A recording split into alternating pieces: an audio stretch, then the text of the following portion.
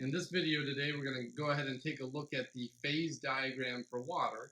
And that's simply a graph that shows where water exists as a solid, a liquid, or a gas, depending on the pressure on the y-axis and the temperature on the x-axis.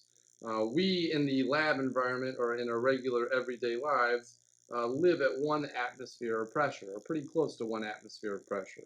So if I start out with a really cold ice cube, on that red line as I go to the right, that ice cube heats up.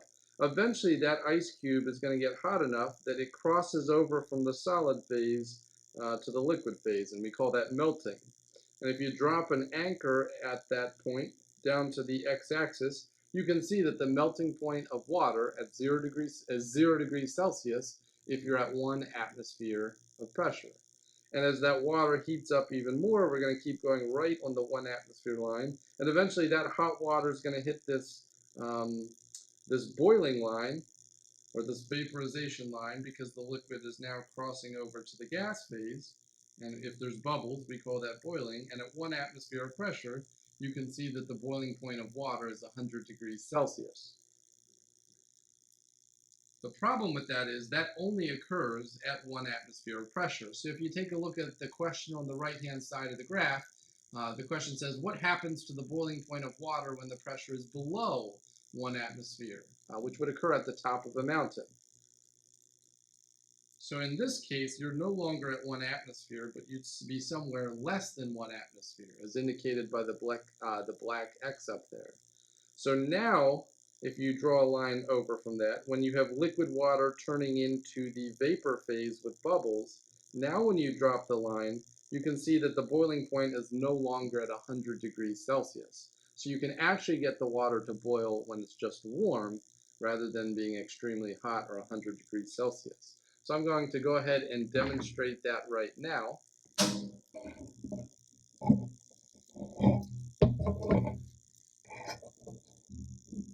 All right, so what we have happening on the screen right now is I have a temperature probe and a pressure probe, which you can see here, that is hooked up to a LabQuest instrument, and that is sending the instrument, sending the data to my iPad, which is going up on the screen. So on the top graph, we have the temperature, and you can see that the temperature in the room right now is room temperature, which seems a little bit on the cold side. Usually room temperature is around 25 degrees Celsius.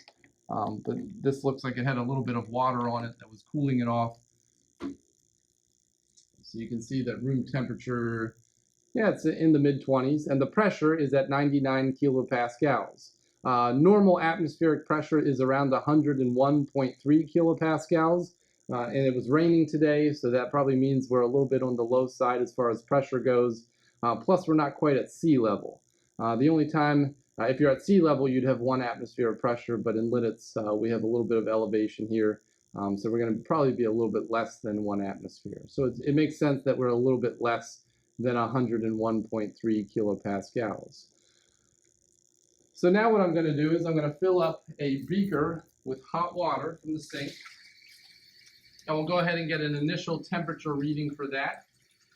And then I'll turn on the vacuum and we'll see if we can't get this water to boil, even though it's not at 100 degrees Celsius. So I'll go ahead and put the thermometer into the hot water, and I'll put the pressure sensor inside as well. So the pressure sensor is just going to be inside the vacuum chamber so that we can get pressure readings. So before I show you the vacuum chamber, you can see that the water is fairly warm. It's starting out at 49 degrees Celsius. And the pressure, again, because I haven't turned the vacuum on, is still around 1 atmosphere of pressure.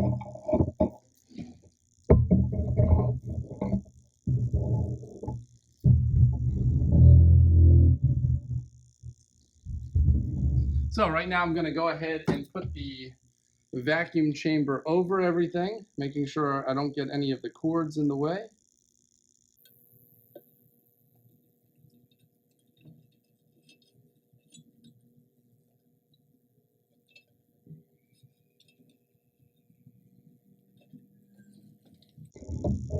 So you can now see inside the vacuum chamber we have our hot water beaker. The temperature is still pretty warm at about 47.2 degrees Celsius.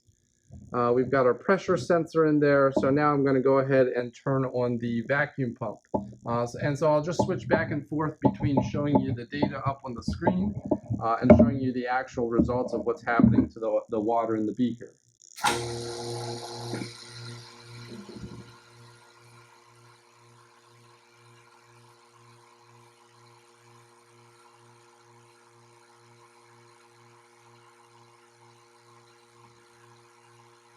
So you can see right now with the vacuum on, after just a little bit of time, right now we're at about a half an atmosphere of pressure.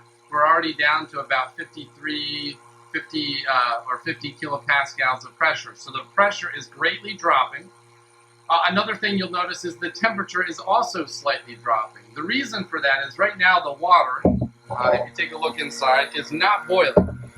But that doesn't mean the water's not evaporating. So right now you have some water evaporating inside the vacuum chamber, and because temperature is a measure of the average kinetic energy of the particles in a sample, it's the fastest moving particles that are going to evaporate first. So right now the water that is leaving would be the fastest moving water particles, and as they leave, the molecules that are left behind would have less kinetic energy without the fastest moving particles.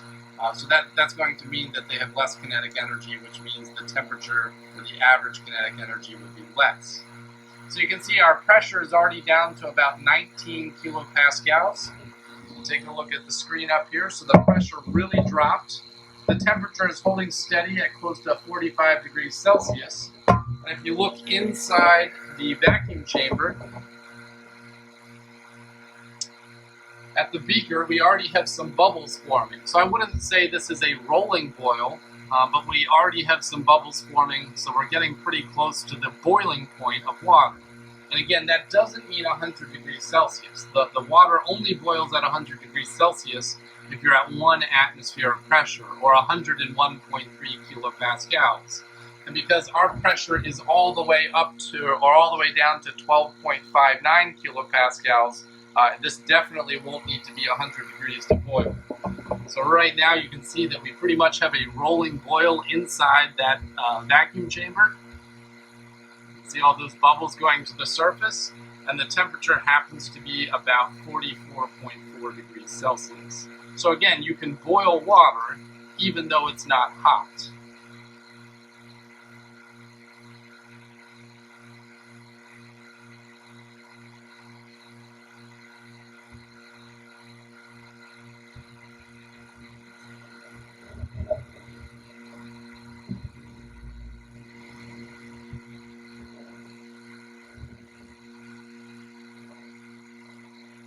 So again, in the background, you can see that the pressure is getting closer to zero. It'll probably never get to 0 kilopascals because as new water boils, that's going to increase the pressure inside the vacuum chamber.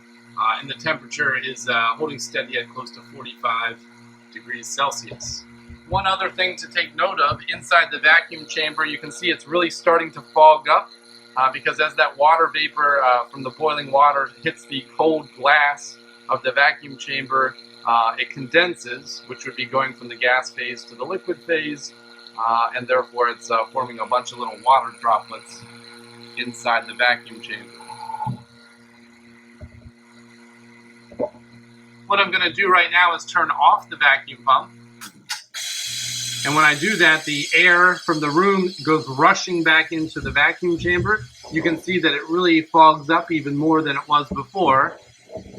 So it might be a little bit hard to see inside there, but if you get a close-up view of the water, you can see it is no longer boiling. Now that we're back to 1 atmosphere of pressure, water would only boil if it's at 100 degrees Celsius.